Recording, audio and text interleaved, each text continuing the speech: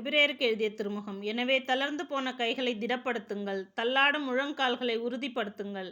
நீங்கள் நேர்மையான பாதையில் நடந்து செல்லுங்கள். அப்பொழுதுதான் ஊனமாய் போன கால்மூட்டு பிசகாமல் குணமடையும். கடவுளின் அருளை புறக்கணித்து விடாதபடி எச்சரிக்கை. அனைவருடனும் அமைதியாய் இருக்க முயலுங்கள். தூய்மையை நாடுங்கள். தூய்மையின்றி எவரும் ஆண்டவரை காண மாட்டார். உங்களுள் எவரும் கடவுளின் அருளை இழந்து விடாமல் இருக்க பார்த்து கொள்ளுங்கள். கசப்பான நச்சுவேர் எதுவும் உங்களுக்குள் முளைத்து தொல்லை கொடுக்காதபடியும் அதனால் பலர் கெட்டுப்போகாதபடியும் பார்த்து கொள்ளுங்கள். உங்களுள் யாரும் காமுகராயும் ஏசாவை போல் உலகப்போக்கை பின்பற்றுபவராயும் இராதபடி கவனமாயிருங்கள். இந்த ஏசா ஒருவேளை உணவுக்காக தம் தலைப்பேற்று உரிமையை விற்று போட்டார். பின்னர் அவர் தமக்குரிய ஆசியை உரிமை பேராக்கி கொள்ள விரும்பியும் அது அவருக்கு கிடைக்கவில்லை. கண்ணீர் சிந்தி அதை நாடியும் அந்நிலையை மாற்ற வாய்ப்பு ஏதும் கிட்டவில்லை. இது உங்களுக்கு தெரியும் அல்லவா? நீங்கள் வந்து சேர்ந்திருப்பது தொட்டுணரக்கூடிய தீப்பற்றி எரிகின்ற இருள் சூழ்ந்த மந்தாரமான சுழல் காற்று வீசுகின்ற சீனாய் மலை அல்ல.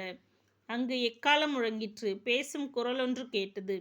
அக்குரலை கேட்டவர்கள் அதற்கு மேல் தங்களோடு அது ஒரு வார்த்தை கூட பேச வேண்டாம் என்று கேட்டுக்கொண்டார்கள். ஏனெனில் இம்மலையை கால்நடை தொட்டால் கூட அதை கல்லால் எறிந்து கொள்ள வேண்டும் என்று அக்குரல் கொடுத்த கட்டளையை அவர்களால் தாங்கிக் கொள்ள முடியவில்லை. நான் அஞ்சி நடுங்குகிறேன் என்று மோசேயே சொல்லும் அளவுக்கு அக்காட்சி அச்சம் விளைவித்தது. ஆனால் நீங்கள் வந்து சேர்ந்திருக்கும் சீயோன் மலை வாழும் கடவுளின் நகர், விண்ணக எருசலேம். அதனை பல்லாயிரக்கணக்கான வானதூதர் சூழ்ந்துள்ளனர்.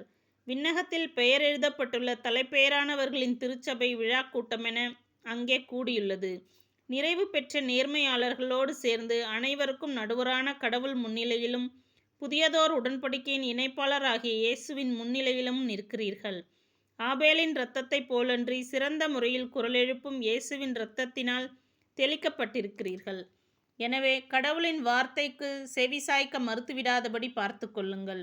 இவ்வுலகில் அவரது எச்சரிக்கைக்கு செவிசாய்க்க மறுத்தவர்கள் தண்டனைக்கு தப்பவில்லை. அவ்வாறெனில் விண்ணுலகில் இருந்து பேசுபவரை புறக்கணித்தால் நாம் எவ்வாறு தப்பித்து கொள்ள முடியும்? அவருடைய குரல் அன்று மண்ணுலகை அதிர செய்தது. இப்பொழுது அவர் இன்னும் ஒரு முறை மண்ணுலகை மட்டுமல்ல விண்ணுலகையும் நடுக்கமுற செய்வேன் என்று உறுதியாக வாக்களித்துள்ளார். இன்னும் ஒரு முறை என்பது அதிர்பவை யாவும் படைக்கப்பட்டவை என்னும் முறையில் அகற்றப்படும் என்பதை எடுத்து காட்டுகிறது. அப்போது அசையாதவையே நிலைத்து நிற்கும். ஆதலின் அசைக்க முடியாத அரசை பெற்றுக்கொண்ட நாம் நன்றியுள்ளவர்களாய் இருப்போம்.